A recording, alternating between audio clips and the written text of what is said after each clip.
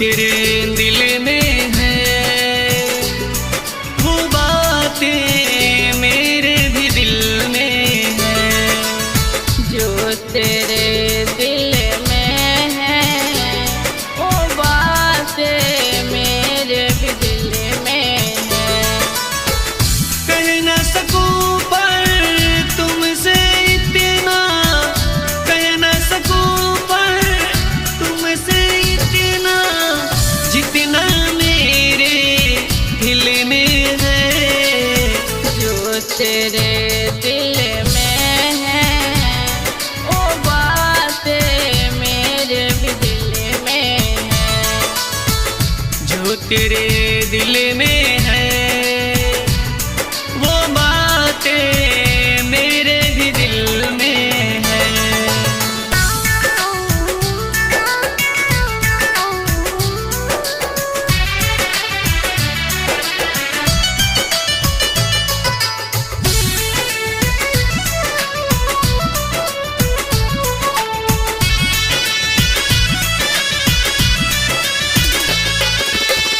पहली नजर जब देखा तुमको प्यारा गया ओ मेरे हमसफर।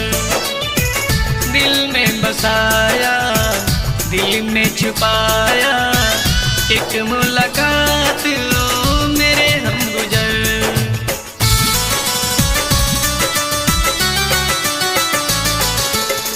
पहली नजर जब देखा तुमको प्यारा गया ओ मेरे हमसफर।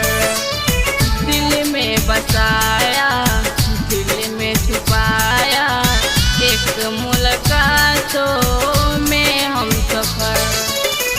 सांसों में मेरी बस गई तुम, सांसों में मेरी बस गई तुम, जितना मेरे दिल में है।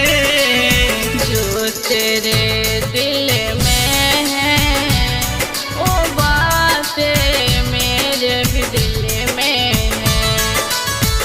जो तेरे दिल में है वो बातें मेरे भी दिल में है।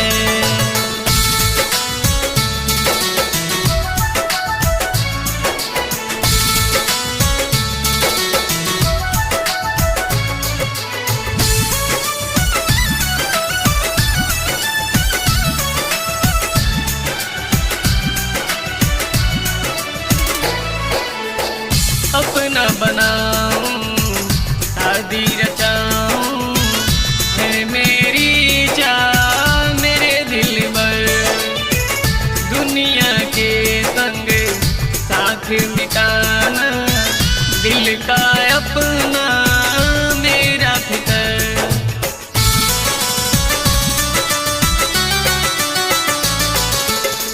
अपना बनाऊं शादी रचाऊं है मेरी जान मेरे दिलवर। दुनिया के संग साथ बिताना दिल का अपना मेरा फिकर।